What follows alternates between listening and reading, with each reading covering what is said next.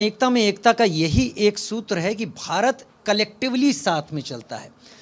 पिछले कुछ दिनों से कुछ आवाज़ें ज़रूर महाराष्ट्र से निकल कर आई हैं, और महाराष्ट्र से नहीं, तमिलनाडु से पहले से निकल कर आई हैं, लेकिन उनका रूप जो महाराष्ट्र से निकला है वो थोड़ा सा डराने वाला है। मन से अगर ये कहती है कि कोई अगर मराठी नहीं बोल रहा है, नाटक कर रहा है, तो उसके कान के नीचे बजाने की ज़रूरत है। और ये दोनों भाई मिलकर इसे अपनी शक्ति संतुलन को ऊंचा उठाने की कोशिश कर रहे हैं। वो राजनीतिक तौर पर अलग है, लेकिन महाराष्ट्र क्या संदेश दे रहा है भाषा को लेकर? क्या हिंदी और मराठी एक दूसरे की बहन नहीं है या एक दूसरे के विरोध में है? देखिए, पहले तो मैं कहूँगा सभी भारतीय भाषाओं का जितना सम्मान मोदी जी की सरकार में हुआ है, आज करीब 15 या 16 भारतीय भाषाएं हैं जिसमें कि इंजीनियरिंग और मेडिकल की भी पढ़ाई हो रही है।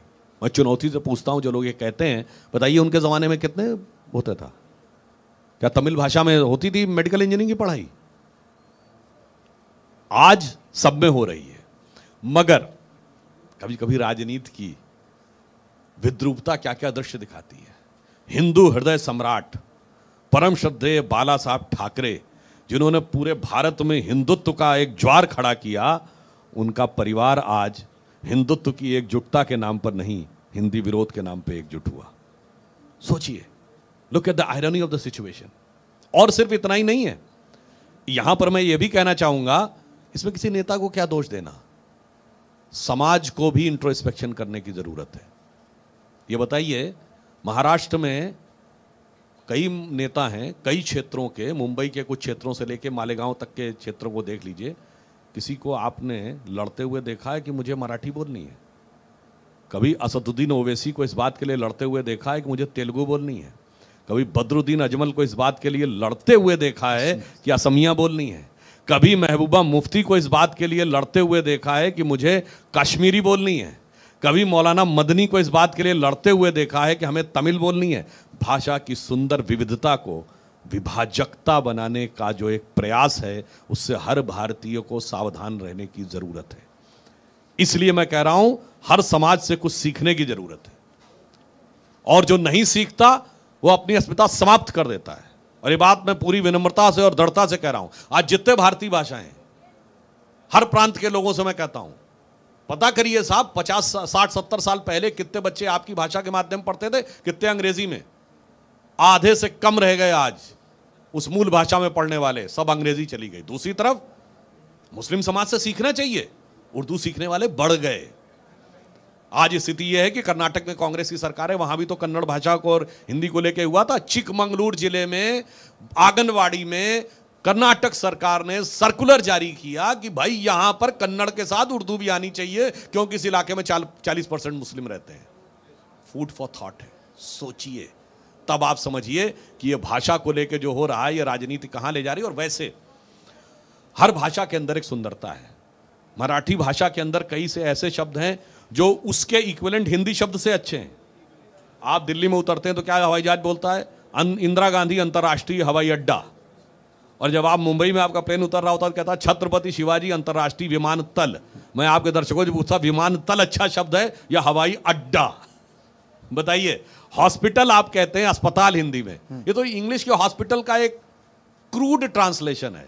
आप मुंबई में जाइए तो जैसे हम लोगों की, मैं पहले 2005 में गया तो वहाँ हमारी राष्ट्रीय परिषद हो रही थी, तो लिखा हुआ था लीलावती रुग्णालय अणिशोधन केंद्र। अब बताइए, रुग्णालय इज अ बेटर वर्ड और अस्पताल इज अ बेटर वर्ड। मगर होता क्या है, उस विविधता को हमें एक साथ आत्मसात करना चाहिए।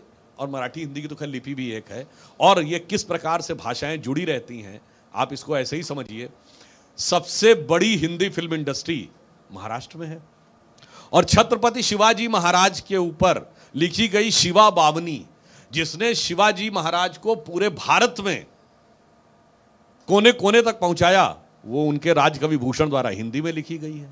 और मैं महाराष्ट्र के भी लोगों से कहना चाहूंगा, एकजुटता देखनी है तो देखिए, छत्रपति शिवाजी महाराज के लिए एक नाटक है जानता राजा, बाबा साहब पुरंदरे का लिखा हुआ, जो खूब एनसीपी वाले भी करवाते हैं, शरद पवार साहब ने बहुत करवाया।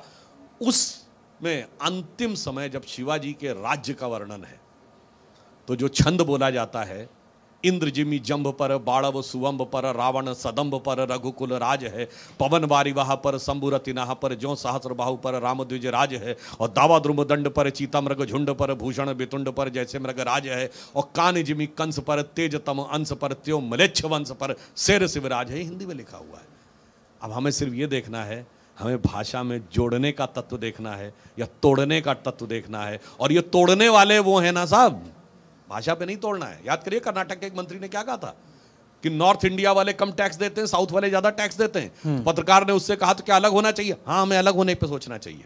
तमिलनाडु के एक मंत्री ने क्या बोला बिहार वालों के लिए, और तेलंगाना के मंत्री, हम किसी काम को छोटा नहीं मानते, ये तो ये काम करने के लिए आते हैं। नॉर्थ साउथ में तोड़ना है, भाषा में तोड़ना है, जात में तोड़ना है, प्रांत में तोड़ना है। और इतना ही नहीं, तोड़ना इतना ही नहीं है, किसी समाज से सीखना हो तो और भी सीखिए। ये भाई भाई को लेकर प्रॉपर्टी की लड़ाई हमारे यहाँ भी होती है, मुस्लिम समाज में नहीं होती है क्या? कितने देखे कोर्ट में केस?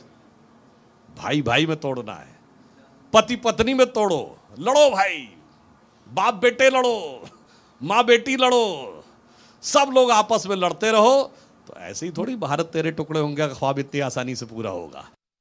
मुझे संक्षेप में ये समझा दीजिए, इससे पहले कि मैं अपने किसी मेहमान के पास जाऊं, उद्धव राज को ये करने की आवश्यकता क्यों आ पड़ी? वो आपसे अलग हुए, लेकिन ये राजनीति है जो उनको करने पर मजबूर कर रही है।